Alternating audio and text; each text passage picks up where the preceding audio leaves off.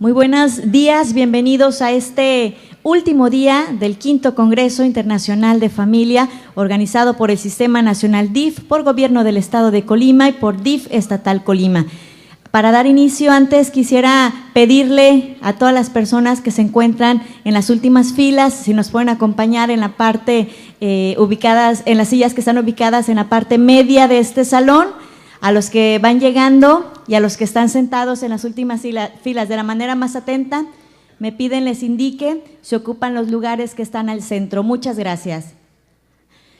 Iniciando con esta jornada de este último día, cedo el uso de la voz a la maestra Adriana Luna Lozano, directora general jurídica del Sistema Nacional DIF, quien fungirá como moderadora de esta conferencia.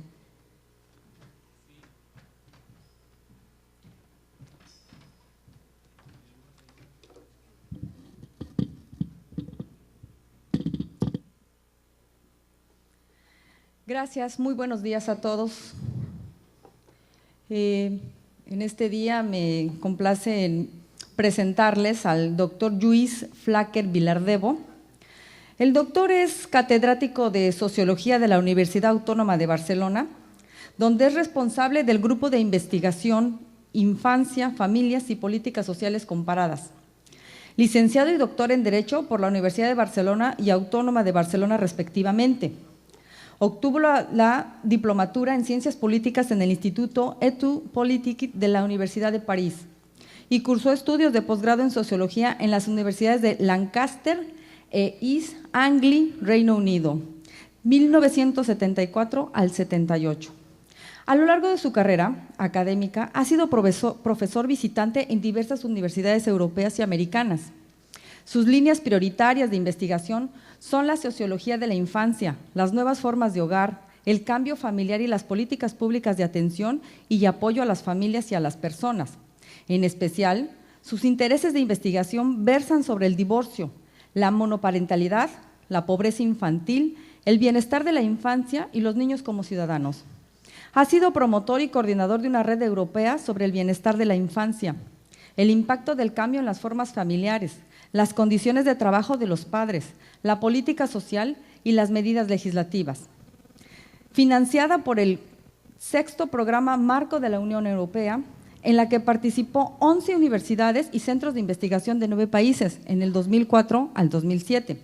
Actualmente está trabajando en el proyecto FLOWS, financiado por el 7º Programa Marco sobre el impacto de los sistemas de bienestar locales en la participación femenina en el mercado de trabajo y en la cohesión social, 2011-2014.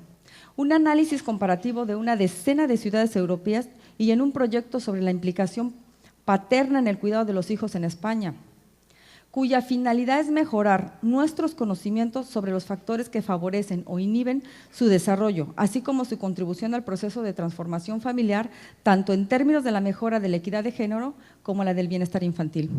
Pues muchas gracias y bienvenido, doctor Lluís Flaquer Vilardebo. Él dará inicio a su ponencia en unos momentos. Muchas gracias.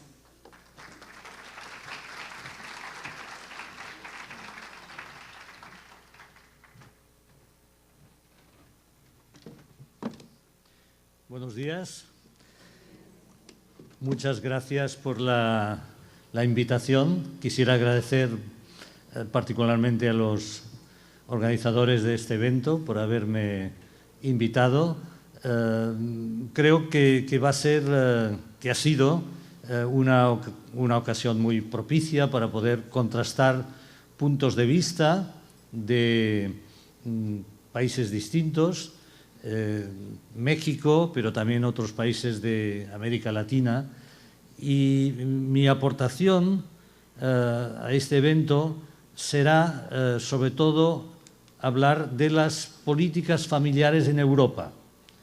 Aunque en Europa, en su conjunto, no hay políticas familiares, porque cada uno de los países europeos tiene plenas competencias en políticas familiares. Sin embargo, poco a poco se ha ido gestando un acervo importante de acuerdos, orientaciones en este sentido, y es importante conocerlos porque poco a poco ese acervo está impulsando el cambio en la Unión Europea.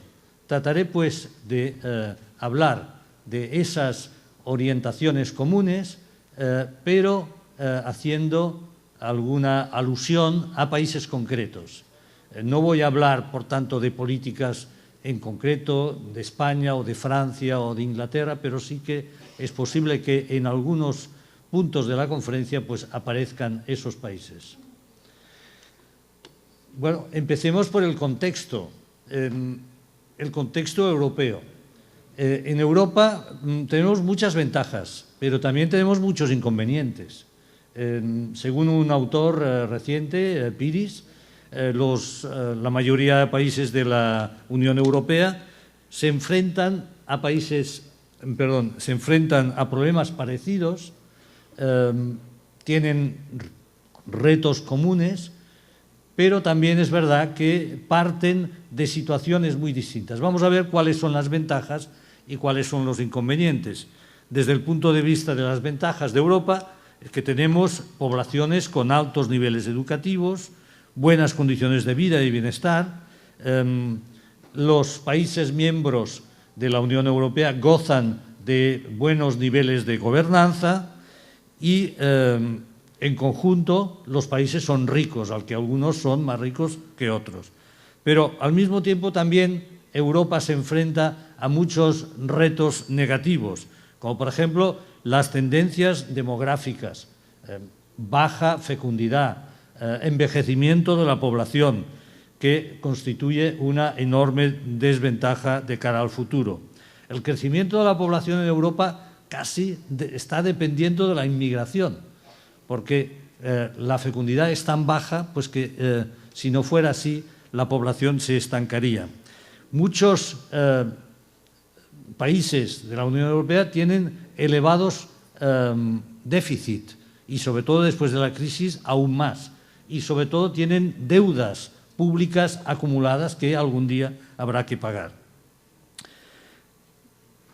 Por otra parte, pues tienen que importar energía, lo cual no es muy bueno porque hay que pagarla, insuficiente investigación en desarrollo y investigación, y sobre todo pues un cierto estancamiento, cansancio.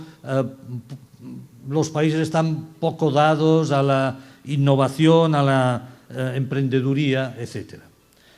Bueno, ante esta situación pues ha habido varias iniciativas europeas que me gustaría desgranar, aunque sea muy rápidamente, para poder avanzar. Esas iniciativas fueron, por ejemplo, en su día, la Agenda de Lisboa y actualmente la Estrategia 2020. La Agenda de Lisboa se gestó justamente en un Consejo Europeo en la ciudad de Lisboa, por esto se llama la Agenda de Lisboa. El objetivo era convertir a la Unión Europea en la economía del conocimiento más dinámica y competitiva del mundo hacia 2010, o sea que había un margen de una década, capaz de un crecimiento económico sostenible, con más y mejores empleos y una mayor cohesión social y respeto al medio ambiente, sobre todo, digamos, los valores europeos. Y para ello se fijaban una serie de objetivos que no voy a mencionar en su detalle, pero sí que voy a mencionar los objetivos que tienen que ver con el empleo. Por ejemplo, pues lograr una tasa de empleo global del 70% de las personas activas de 15 a 64 años, una tasa de empleo femenino del 60% y una tasa de empleo de los trabajadores mayores de 55 años del 50%. ¿Qué se ha logrado esto? Bueno, la verdad es que hubo muy mala pata. Digamos que al final del periodo pues tuvimos una crisis y estamos aún inmersos en esa crisis y muchos de esos objetivos no se han logrado. Sin embargo, pues esto no ha significado pues echar por la borda pues todas estas iniciativas y experiencias, porque ha habido la idea, digamos, de volver a intentarlo hacia el 2020, y de eso hablaré dentro de 5 minutos. ¿Cómo se puede llevar a cabo esta estrategia? Pues se puede llevar a cabo en Europa sobre todo a través de la persuasión, a través de la voluntariedad, porque sobre todo pues hay muchos estados pues que están pues en situaciones bastante atrasadas. ¿Y cómo conseguirlo?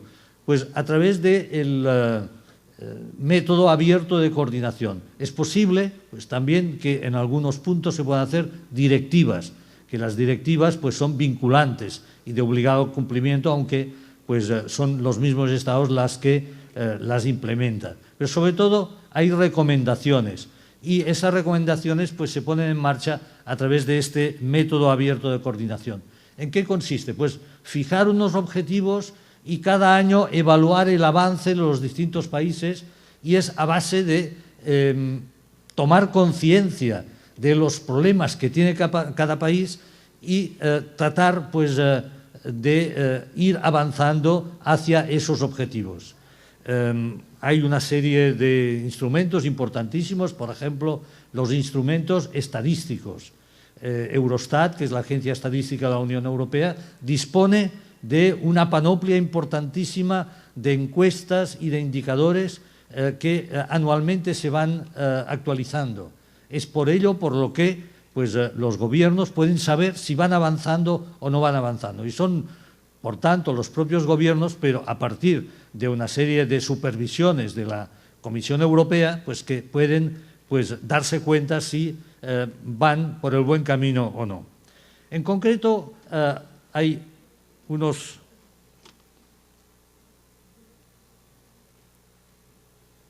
Si me perdonan.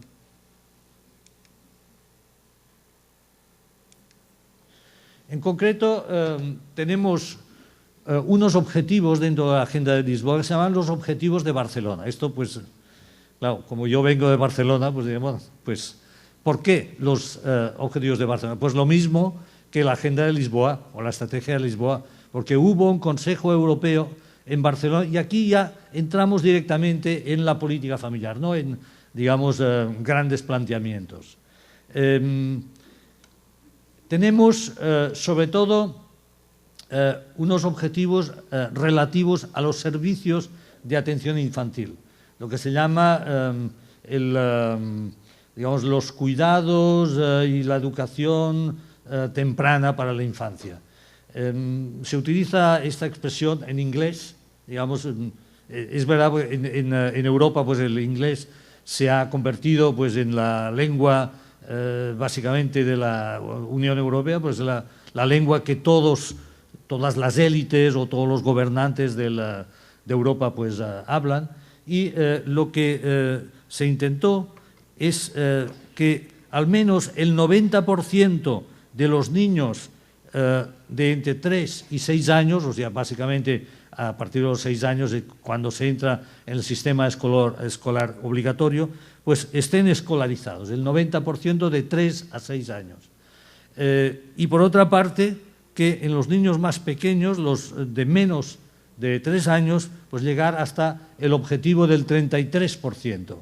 ¿Se logró esto? Pues bueno, la verdad también, pues la crisis pues, fue fatal en este sentido, porque algunos países se habían acercado pues, al objetivo y luego pues, se han producido algunos retrocesos. Por ejemplo, en el caso de España, y debido a las elevadas tasas de desempleo, pues bueno, mucha gente pues, tiene a los hijos en casa porque resulta pues, que no están trabajando. Y en ese sentido, digamos, pues no es que haya habido pues, un éxito muy grande. Pero, sin embargo, en el nuevo impulso que está tomando la Unión Europea a partir de 2010 y hasta 2020, lo que se llama la Estrategia Europea de 2020, pues algunos de estos objetivos pues, se han actualizado, por ejemplo, pues, en el campo del empleo, por ejemplo, del empleo pues, femenino, pero también pues, en el campo de la lucha contra la pobreza infantil y la exclusión social.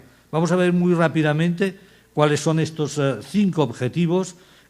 Empleo, ocupación del 75% de las personas de 20 a 64 años. Investigación y desarrollo, invertir hasta el 3%. Aquí realmente estamos muy lejos, el 3% del conjunto de los países de la Unión Europea. Cambio climático, cómo reducir emisiones de efecto invernadero, energías renovables, educación, por ejemplo, pues reducir las tasas de abandono educativo. Luego veremos que esto tiene una gran importancia en relación con la exclusión social, pero sobre todo en el campo de la exclusión social, pues conseguir que al menos 20 millones que están en situación de riesgo de pobreza dejen de estarlo. Claro, un factor muy importante en lograr estos objetivos es el empleo.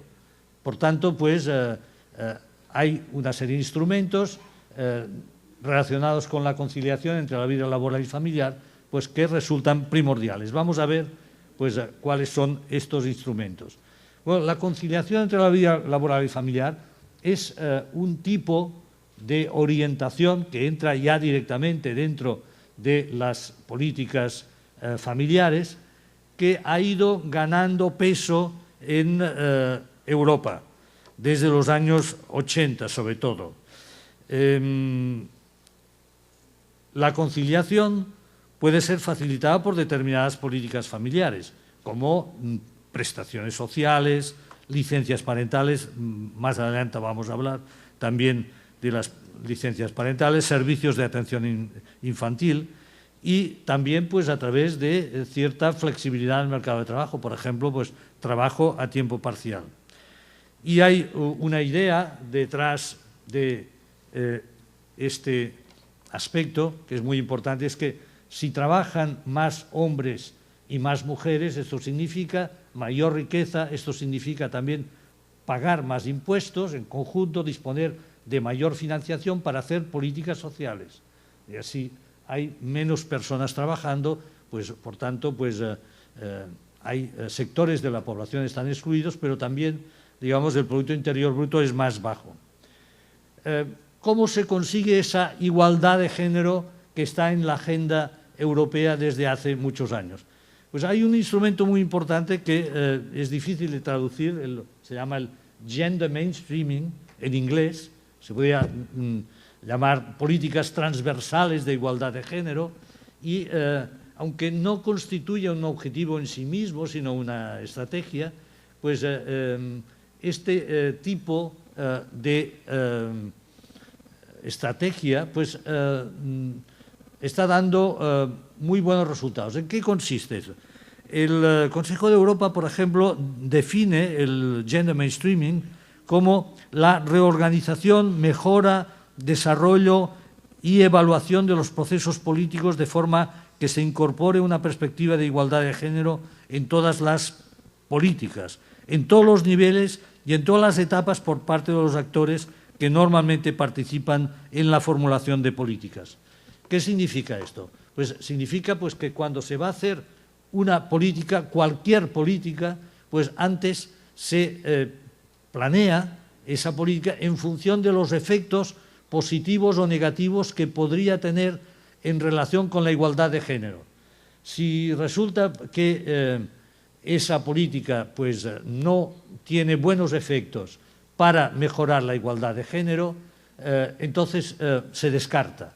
O sea, es, digamos, lo que la doctora Montoro estaba hablando ayer, aunque su propuesta era distinta a la que ha adoptado la Comisión Europea. La idea es básicamente que de las políticas sociales haya una que es básica, que es la igualdad de género. Y esa política, digamos, inspira a todas las demás políticas que sean sectoriales. Esa es básica. ¿Por qué? Pues básicamente porque en la Unión Europea hay un acuerdo mayoritario que eso es bueno. Y tanto por parte de los gobernantes como por parte de los partidos políticos y actores sociales. Vamos a ver, pues, quién trabaja en la Unión Europea y cuáles son las tasas de empleo y las tasas de actividad femenina. no sé si pueden leerlo bien, me parece que más bien no, pero lo voy a comentar rápidamente porque he querido poner los 28 países de la Unión Europea y claro, son muchos datos. Pero yo lo que quisiera resaltar sobre todo es que no solamente hay grandes disparidades entre las tasas de empleo y las tasas de actividad femenina, o sea, hay mujeres pues, que están dispuestas a trabajar, pero no siempre pueden trabajar porque no encuentran trabajo. Y eso no siempre depende de las discriminaciones, sino que dependen de muchos otros factores. Depende de la oferta y de la demanda. Luego hablaremos de eso. Pero sobre todo que en la Unión Europea, pues una de las formas que más consensuada en los países del centro y del norte de Europa es a través del trabajo a tiempo parcial. Hay muchas mujeres que trabajan a tiempo parcial y eso se da pues tanto en aquellos países que antiguamente tenían el modelo del sustentador masculino, básicamente que trabajaba únicamente el varón, sino también en aquellos países, por ejemplo, nórdicos, esos países escandinavos nórdicos del régimen de bienestar de que les habló la doctora Montoro, y también pues en el liberal también, o sea, prácticamente todos los regímenes de bienestar pues tienen esta tendencia. Los que no lo tienen son los países del sur de Europa y los países pues que recientemente pues se han unido a la Unión Europea. Un dato muy interesante es que aquellos países que han fomentado más el trabajo a tiempo parcial, tenemos por ejemplo pues el caso de Suiza, en el caso sobre todo de, bueno, aunque Suiza no pertenece a la Unión Europea, pero el caso de Holanda. En Holanda el 76% de las mujeres trabajan a tiempo parcial, o sea, prácticamente todas. Y también los hombres han empezado a trabajar a tiempo parcial, o sea, que sobre todo pues, en etapas en que se requiere pues, una mayor atención hacia los niños o a personas mayores. O sea, esto es un instrumento importante de conciliación en Europa. En otros países, sin embargo, en los países mediterráneos, pues esto no se da. No se da pues, en parte pues, porque los salarios son bajos y muchas veces pues, los padres y las madres pues, necesitan recursos para poder hacer frente a las hipotecas y al sustento del hogar. Y, por tanto, pues, no pueden permitirse el lujo de trabajar a tiempo parcial. Pero en los países del norte de Europa es muy frecuente, tanto en los países nórdicos, tal vez pues, países nórdicos 40%, pero digamos, el paradigma máximo es Holanda. ¿Y por qué trabajan a tiempo parcial? Pues porque está protegido, porque hay un acuerdo, un consenso social sobre la conveniencia de que haya trabajo a tiempo parcial. Y entonces, uno de los indicadores más interesantes es que aquellos que trabajan más a tiempo parcial son los que lo hacen voluntariamente. En los países del sur de Europa, por ejemplo en España, el trabajo a tiempo parcial no solamente es bajo, sino lo que están trabajando a tiempo parcial lo hacen contra su voluntad. Es una flexibilidad impuesta por la empresa, pero no por la voluntad, sobre todo de las propias mujeres u hombres que quieran trabajar a tiempo parcial. Esto nos lleva a hablar de los modelos culturales de familia. Una investigadora alemana, Birgit Fraueffinger, cree que no solamente la diversidad europea depende de distintos regímenes de bienestar, sino de distintos modelos de familia, porque la predisposición a trabajar a tiempo parcial pues, existe en unos países y en otros no. Tal vez haya algunos factores de tipo estructural o objetivo que no tengan que ver con la cultura, pero básicamente esto se explica por la cultura. En este sentido, pues podemos ver pues, que hay algunos países que ofrecen algunos programas muy buenos, pero que nadie toma. Y en otros países, por ejemplo, pues, en Dinamarca pues, hay programas muy buenos de cuidado a las personas mayores a partir de subvenciones. Nadie lo toma, porque en Dinamarca pues, se cree que es mejor que una persona mayor esté en una residencia. En cambio, por ejemplo, en Alemania todo lo contrario. Cuidar a una persona mayor es un gran valor por parte de sus hijos, sobre todo sus hijas, y esto pues, se respeta.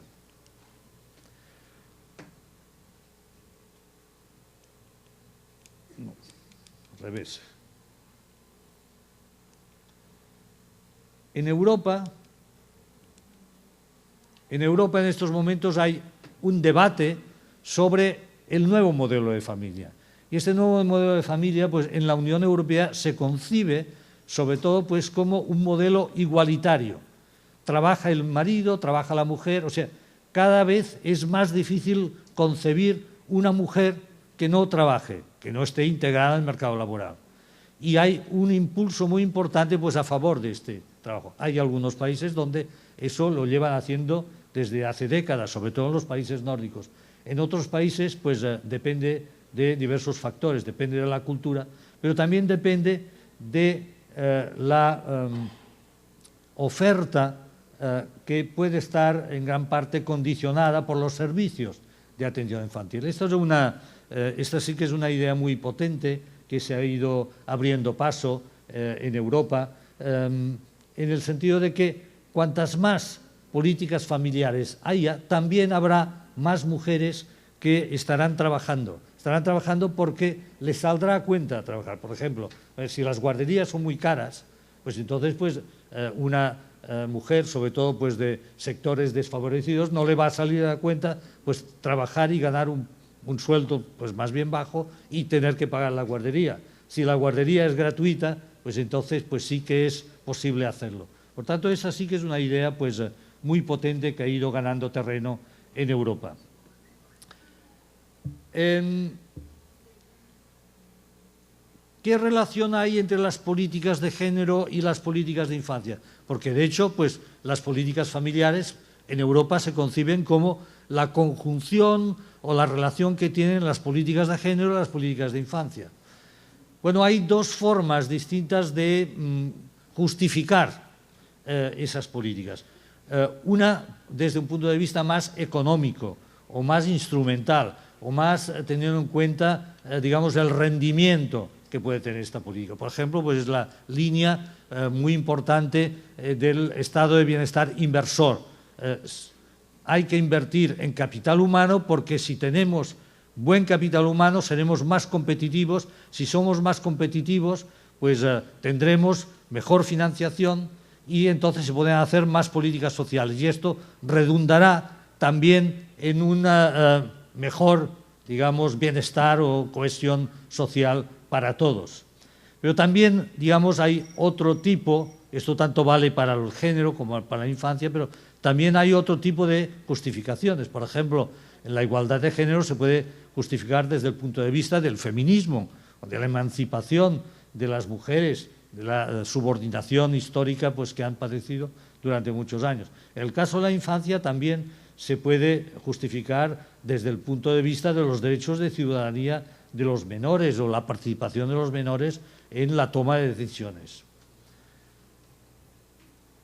Un énfasis o, digamos, un cambio importante que se está dando es que se está pasando poco a poco del equilibrio de género, o sea, de la igualdad de género, al bienestar infantil.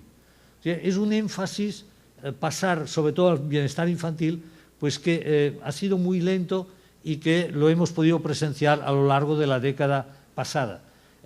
¿Cuál es la idea del bienestar infantil? Bueno, de que las políticas familiares deben ir dirigidas no solamente a los padres, por supuesto, por ejemplo, pues que los padres, si los padres trabajan, pues tienen pues mayor posibilidad sobre todo pues si tienen buenos servicios, tienen mayor posibilidad pues colectivamente y también individualmente pues de mejorar, digamos, el destino de sus hijos. Pero también la idea está que no solamente hay que mirar cuáles son los efectos positivos que tienen las prestaciones y servicios para los padres, sino sobre todo para los hijos. Esta idea es nueva en los últimos años.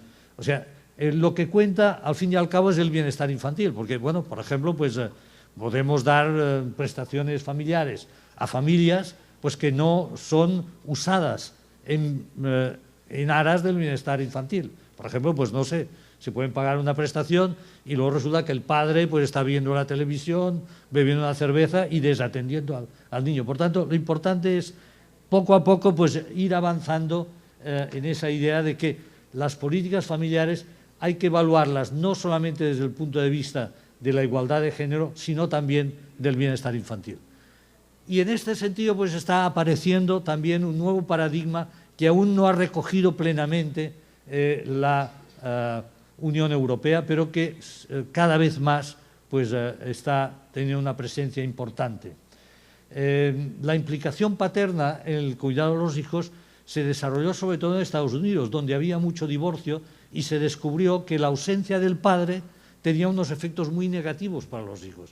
Entonces, pues, hubo un descubrimiento de, pues si la ausencia del padre pues, es negativa para los hijos de los padres divorciados, pues también será negativa para los hijos de los padres que viven en familias intactas con sus hijos.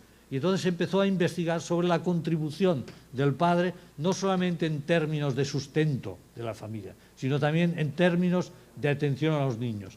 Y en este sentido, pues, se están haciendo muchas investigaciones. Yo mismo, por ejemplo, tengo un proyecto en este sentido, pero he descubierto con gran sorpresa, por mi parte, que muchos colegas, sin haberlo hablado previamente, también estaban en la misma brecha y siguiendo esta misma línea. En este sentido, pues la implicación del padre puede ser también considerada como una política pública, como una política de paternidad. ¿Y cómo se consigue esto? Pues esto se consigue pues, a partir de una serie de instrumentos, de los cuales voy a nombrar únicamente dos. Uno de ellos son las licencias de paternidad y otro son la custodia compartida. Voy a detenerme rápidamente pues, en esos dos temas, pero primero tengo que hacer un inciso y hablar un poco de las licencias parentales y por cuidado de familiares que había quedado, digamos, solo apuntado en las primeras diapositivas. O sea, la Unión Europea no solamente pues, ha desarrollado objetivos muy importantes en el campo de la atención infantil, servicios formales de atención infantil, básicamente las guarderías, sino también en algunos países pues, ha habido grandes avances en relación con las licencias, primero de maternidad, luego más adelante licencias parentales, que son neutrales desde el punto de vista de género y que las pueden tomar tanto el padre como la madre, y luego también últimamente las licencias de paternidad. Vamos a ver pues cómo se ha avanzado en este sentido. En este sentido pues podemos decir pues que hay muchos países que después de la licencia de maternidad, después del permiso de maternidad, ofrecen tanto a los padres como a las madres un permiso que muchas veces es retribuido. Y aquí sí que hay una gran diferencia entre países, porque en los países del norte de Europa siempre es retribuido, y además muy bien retribuido, aunque sea menos retribuido, digamos, que el permiso de maternidad, pero, sin embargo, en los países del sur de Europa no siempre es retribuido. Por ejemplo, en España. En España pues, es una excedencia, pero no una licencia retribuida. Un punto importante pues, que se está abriendo camino son las licencias de paternidad, o sea, los permisos que van dirigidos a los padres únicamente.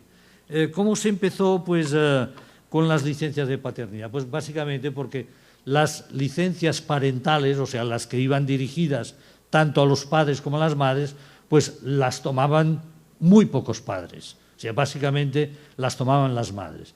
Y esto, desde el punto de vista de la igualdad de género, era muy negativo. Por tanto, en algunos países se tuvo la idea de dirigir exclusivamente a los padres varones, también unas licencias especiales, licencias de paternidad. Y los que fueron pioneros en este sentido fueron los noruegos, aunque Noruega no forma parte de la Unión Europea. Noruega, por ejemplo, en 1993 introdujo un periodo de licencia parental de 4 semanas, pero era individualizado para el padre. O sea, si el padre no lo tomaba, se perdía. Con lo cual, lo que se llama pues, un permiso intransferible, que no se puede pasar a la madre. O sea, esto era únicamente para el padre. Y entonces hubo un aumento de la toma de estos permisos, porque los padres decían, bueno, pues ¿por qué vamos a dejarlo perder? Y entonces, pues, los padres se fueron poco a poco, pues, aficionando, digamos, a cuidar los niños poco después de su nacimiento. Hay otro país, por ejemplo, Islandia, que tampoco pertenece a la Unión Europea, por eso digo que está aún lejos, pero esos países son países de referencia y se toman muchas veces como ejemplo. ¿Qué ha pasado en Islandia? Pues en Islandia, en primer lugar, pues se siguió el modelo 333, o sea, 3 meses de licencia parental para la madre, 3 meses para el padre, por tanto igual, tanto la madre como el padre. Y luego 3 meses más, eso sí, a escoger, para el padre o la madre. O sea que, bueno, en teoría, pues los padres varones podían tomar 6 meses y la madre 3 o al revés. Y últimamente en Islandia, pues se ha tomado pues la nueva licencia de 5-5-2, o sea, 5 para el padre, 5 para la madre y 2 a escoger. O sea que esto significa pues un permiso pagado. Tenemos un amigo que vive en Suecia, por ejemplo, y bueno, pues es un doctor en física y bueno, se pasa, cada vez que tiene un hijo, se pasa meses y meses pues en su casa sin trabajar cuidando al niño. Y claro, pues bueno, pues esta idea pues va calando también en muchos otros países europeos. Segundo instrumento de paternidad, pues son sobre todo la custodia compartida. La custodia compartida después del divorcio, para familias post-divorcio. Durante muchos años la custodia era preferente para la madre. ¿Por qué? Bueno, porque el modelo de familia tradicional del varón sustentador era el padre, pues se dedica sobre todo al sustento y la madre a cuidar.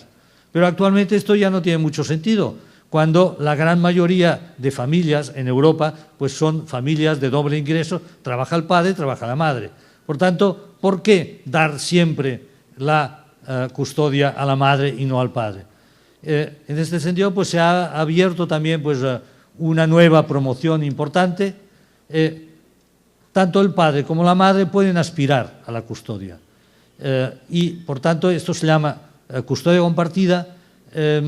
Si se convierte en custodia de referencia, esto significa pues, que tanto el padre como la madre pueden tener durante un periodo parecido a los hijos después del divorcio. O sea, si la madre tiene pues, un mes, pues el padre también tiene un mes. O sea, mes y mes o semana y semana, bueno, hay distintas fórmulas posibles. Y lo más importante en este sentido, lo más importante pues, es hasta qué punto los jueces pueden partir de ese nuevo modelo como modelo de referencia. Esto forma parte del debate, porque algunos dicen, bueno, esto si se ponen de acuerdo ambos excónyuges pues para tener un acuerdo de custodia compartida, estupendo, pero el juez puede imponer la custodia compartida, pues en algunos países sí, en algunos países pues se está avanzando pues pensando que esa es el tipo de custodia normal.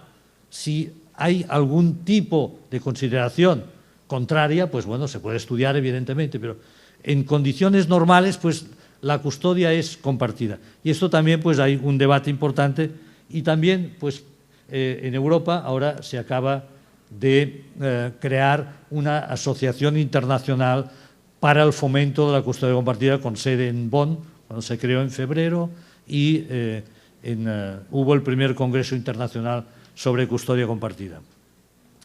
Vamos a entrar en el último punto de esta charla, pobreza infantil. La pobreza infantil, aquí estamos variando ya de énfasis. No hablamos tanto de igualdad de género, sino que hablamos sobre todo de bienestar infantil, sobre todo el bienestar infantil que tiene que ver pues, con algunos factores negativos, digamos, niños que son pobres. En Europa existen muchos datos estadísticos. Eurostat publica cada año infinidad de datos para poder evaluar si mejora la pobreza infantil. ¿A qué nos referimos cuando hablemos de pobreza infantil? Pues básicamente pues, aquellos niños que no llegan a unos niveles suficientes de renta. Esto se puede estudiar a través de encuestas, es el sistema, digamos, el sistema monetario. También el doctor Maldonado pues, habló de ello el otro día, digamos, aquello que los quintiles, o sea, los más ricos, los más pobres, pues evidentemente son los del primer quintil, y vamos a ver pues si esos pobres pues pueden sacarse de la pobreza. Y esto evidentemente se puede hacer también a partir de políticas públicas, políticas de lucha contra la pobreza y la exclusión social. Hay tres grandes factores que inciden en la pobreza infantil. En primer lugar, pues la situación de mercado y también pues la cuestión de los impuestos directos, si estamos hablando de renta disponible. En segundo lugar, la estructura del hogar. Y en tercer lugar, la capacidad redistributiva del estado de bienestar. O sea, cuanto más redistributivo es un estado de bienestar, cuanto más dinero dedica a las personas con menores ingresos y más desfavorecidas, pues mayor capacidad redistributiva y mayor capacidad de lucha contra la pobreza.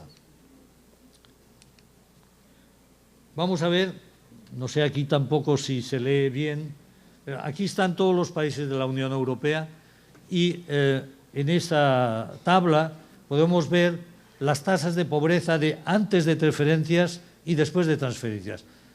¿Qué se entiende por eso? Pues se calculan las tasas de pobreza sin tener en cuenta las prestaciones sociales del estado del bienestar. Y luego se vuelve a calcular las tasas de pobreza habiendo ya incorporado a la renta pues, las prestaciones. Esto permite ver hasta qué punto los estados de bienestar tienen su razón de ser y cuáles son los efectos que tienen sobre la población y, en este sentido, sobre el bienestar de los niños. Estamos hablando de pobreza infantil, sobre todo pues, la pobreza de los niños que tienen menos de 16 años. Y estamos hablando también de pobreza extrema, el umbral del 40% de la mediana. Vamos a ver pues, cómo se alinean los países en función de esa capacidad redistributiva, o sea, de reducción de la pobreza. Y vemos que en Europa pues, hay unas disparidades enormes. O sea, hay países, por ejemplo, pues, tenemos Grecia, Italia, Bulgaria, España, que tienen una capacidad redistributiva muy baja. O sea, las políticas de infancia, las políticas familiares, o no existen o son muy malas. O sea, que no van dirigidas realmente pues, o a los niños o no van dirigidas a los niños más desfavorecidos. O sea, prácticamente solo logran reducir 1/3 de la pobreza. Pero hay otros países, por ejemplo, pues los que están en el otro lado, pues tenemos aquí Finlandia, Luxemburgo, Irlanda, que tienen una capacidad de reducción de la pobreza del 88%. O sea, prácticamente estas políticas consiguen eliminar la pobreza más extrema. Y hay muchos países que están, digamos, encima del 80%. Por ejemplo, pues a partir de Suecia, Francia, Alemania. O sea, los países que tienen políticas familiares pues desde hace mucho tiempo y que han enfocado sobre todo estas políticas en gran parte para eliminar la pobreza. O sea que, ¿esto qué significa? Pues significa pues, que si queremos sobre todo avanzar en la lucha contra la pobreza infantil, lo primero que tenemos que hacer es sobre todo tener buenas políticas, políticas eficientes, políticas que sirvan para reducir la pobreza. Muchas veces se puede gastar, por ejemplo, no sé, en España, un ejemplo muy claro, en España se gasta, en Italia también, se gasta mucho en jubilación. Bueno, las personas jubiladas pues tienen todo el derecho a percibir una buena jubilación, sobre todo si han cotizado a lo largo de su vida. Y no voy a ser yo quien diga lo contrario, porque pronto me voy a jubilar. O sea que, pero, sin embargo, desde un punto de vista colectivo y social, pues eso es una política realmente de muy poco futuro, porque si pagamos mucho dinero a los jubilados y en cambio pues no hacemos inversiones de infancia, ¿quién va a pagar? ¿Quién va a pagar esas prestaciones? Porque los niños pues pobres ya sabemos pues que luego no encuentran trabajo, abandonan o sea, es una política que no tiene sentido. Pero claro, como siempre se ha hecho así, aquí tenemos, por ejemplo, pues datos sobre el abandono educativo temprano. Recuerden ustedes pues que en la estrategia 2020 pues había que reducir a un 10% como máximo ese abandono educativo temprano. O sea, sobre todo son los jóvenes que dejan los estudios, que no siguen y que a veces trabajan, a veces no. Pues bien, aquí tenemos pues gran parte de los países pues que están fuera de estos objetivos y ya veremos si dentro de 5 años pues se habrá reducido. Algunos de ellos como España. Y en España pues hay que decir que después de la crisis se ha reducido. Estamos terminando ya. El factor hogar. Ya decíamos pues que la estructura del hogar es muy importante cuando estamos hablando de pobreza, sobre todo de pobreza infantil. Aquí presento unos datos sobre la relación que existe entre las tasas de desempleo en todos los países europeos y la proporción de personas de menos de 17 años, o sea, los niños que viven en hogares donde nadie trabaja. O sea, son dos indicadores que se utilizan para ver cuáles son los problemas sociales. Y la Unión Europea pues va haciendo un seguimiento muy detallado de esos indicadores a lo largo del tiempo. Si hay muchos hogares donde nadie trabaja, pues esto significa pues bueno, tener que pagar prestaciones para que no se hunda, digamos, el hogar no quede reducido pues a pobreza extrema. Pues bueno, vemos que hay dos países que están muy lejos de las tendencias mayoritarias, que son Grecia y España. O sea, en Grecia y en España tenemos pues unas tasas de desempleo del 25%, pero por otra parte, pues desde el punto de vista del otro indicador, digamos de la proporción de niños que viven en hogares sin que nadie trabaje, pues estamos mucho más bajos en relación, por ejemplo, con países como el Reino Unido o Irlanda. ¿Por qué? Porque estos países son mucho más, tienen sistemas familiares mucho más individualizados. No viven en familias extensas. Todo el mundo vive solo.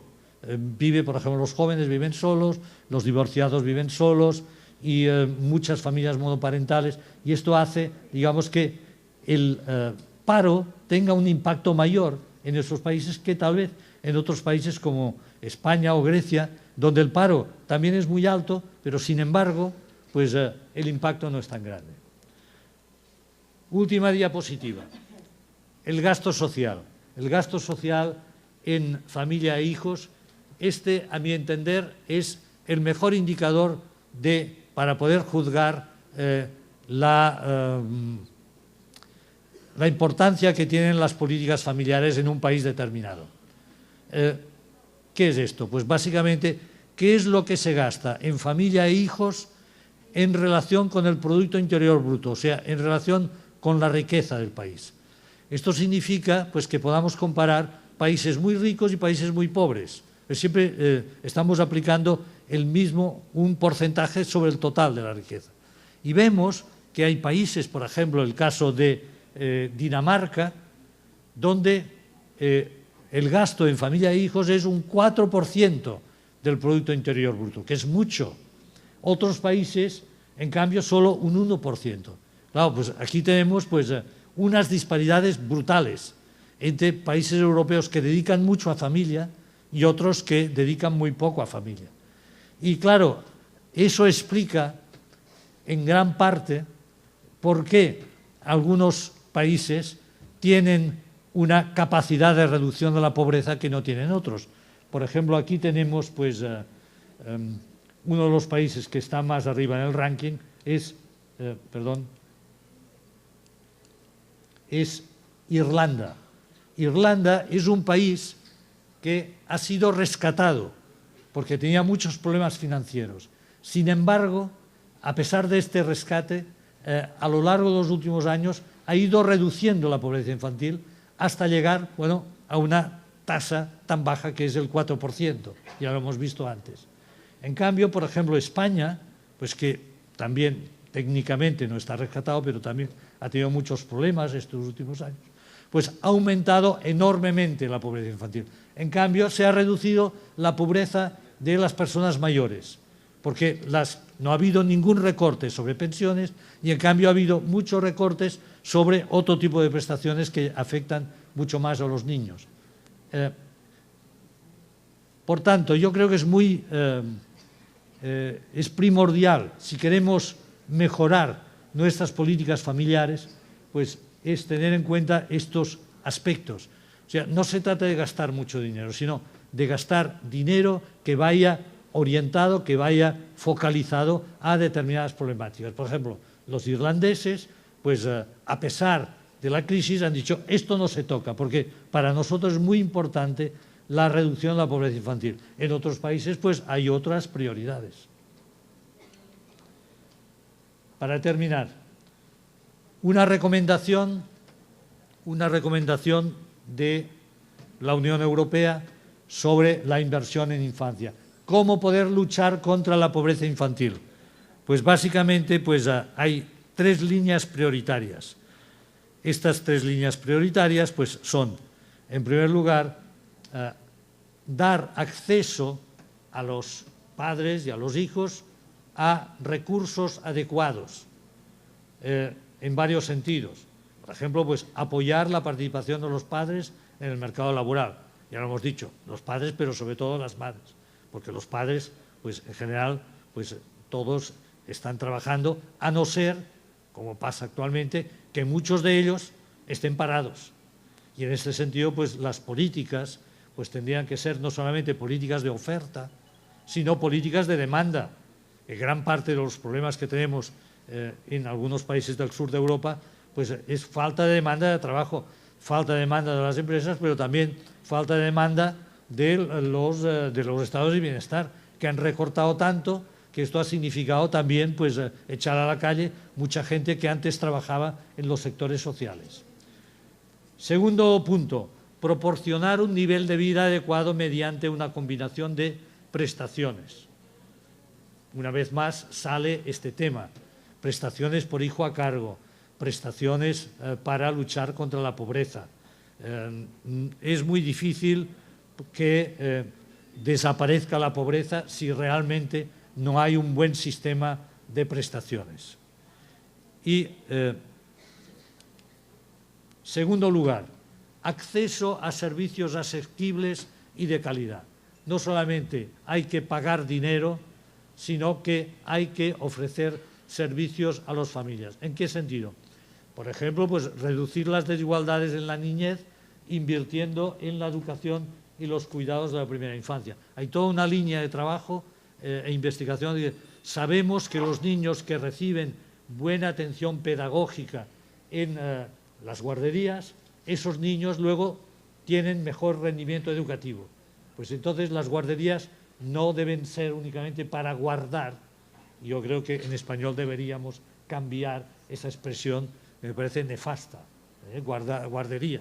No, hay el Premio Nobel de Economía, James Heckman, dice que la inversión en infancia tiene una tasa de rentabilidad mucho más alta cuando el niño es pequeño y, por tanto, pues las personas que trabajan en servicios de educación infantil deberían estar muy bien preparadas y muy bien pagadas, lo cual no siempre es así. En segundo lugar, mejorar el impacto de los sistemas educativos en la igualdad de oportunidades. Esto es obvio, digamos, es a través de la educación pues que se puede mejorar la igualdad de oportunidades.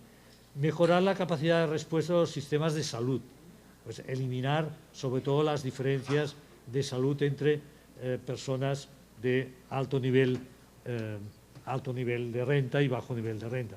En este sentido, pues en Europa estamos bien, digamos, incluso en la mayoría de países, pues hay un sistema nacional de salud pues, que es universal, va dirigido a todos, ricos, pobres, cualquier persona pues, puede ir a un hospital y se le atiende gratuitamente. Y proporcionar a los niños una vivienda y un entorno vital seguro, también ahora pues con la crisis es de suma actualidad, con los desahucios que hay en algunos países. Y, por último, mejorar el apoyo a las familias y la calidad de las estructuras alternativas de prestación de cuidados. Aquí, pues, muchas de las líneas que han aparecido en este Congreso, pues, aparecen también en las recomendaciones de la Unión Europea. O sea, mejorar la parentalidad, mejorar las habilidades de los padres para poder lidiar con sus hijos y para poder cuidarlos mejor. Tercer punto y último punto, el derecho de los niños a participar. Esta también es una línea muy novedosa y en relación con la exclusión. Si no queremos que haya niños excluidos, debemos oír la voz de los niños y debemos atender a sus intereses y a sus necesidades. Las políticas de atención infantil deben ser políticas que vayan dirigidas no a los padres únicamente, bueno, los padres evidentemente son los mediadores de esas políticas, pero sobre todo a los niños, porque ellos son los destinatarios de esas políticas. Y, por último, establecer mecanismos que fomenten la participación de los niños, evidentemente, a medida que va aumentando su edad en la toma de decisiones que afecten a sus vidas. Para terminar, conclusiones. Bueno, límites de las políticas europeas. Ya hemos visto pues, que Europa no es ninguna panacea. Europa pues, es un conjunto de países que no siempre están bien avenidos, con muchas discusiones y a veces pues, con muchos conflictos. Sin embargo, pues, el hecho de que haya directivas europeas que emanan del Parlamento Europeo, que siempre pues, vemos que son políticas de mínimos, claro, porque tienen que ser, digamos, no se puede imponer a un país que no quiera pues algo, pues, pero sí que se puede impulsar o incentivar. En segundo lugar, también pues, las recomendaciones a partir del método abierto de coordinación que hemos visto antes y que es muy importante. Esa diversidad europea también puede convertirse en un activo. ¿En un activo en qué sentido? Que es un laboratorio de ideas. Actualmente es imposible poder imaginar o gestar una política de lo que sea sin conocer las políticas que hacen los demás países y sobre todo las políticas oficiales de la Unión Europea. Porque las directivas pues, se transponen a los parlamentos nacionales. Por tanto, pues, esta idea, digamos que conocer las políticas de los países que son más innovadores y que están más avanzados es muy positivo porque cunde el ejemplo. Mira qué han hecho los islandeses o mira qué han hecho los noruegos. ¿Por qué no lo hacemos nosotros? También es un ejemplo muy importante. Demanda u oferta en el mercado de trabajo, lo acabo de comentar hace un momento. No solamente oferta, sino también demanda, porque si no hay algunos países que no van a avanzar, digamos, en la lucha contra el paro. Lucha también contra la economía sumergida y contra la corrupción institucional, porque hemos descubierto que gran parte de la crisis está relacionada con estos factores. En algunos países, pues, como en Grecia, por ejemplo, pues hay mucha economía informal, mucha gente no paga impuestos.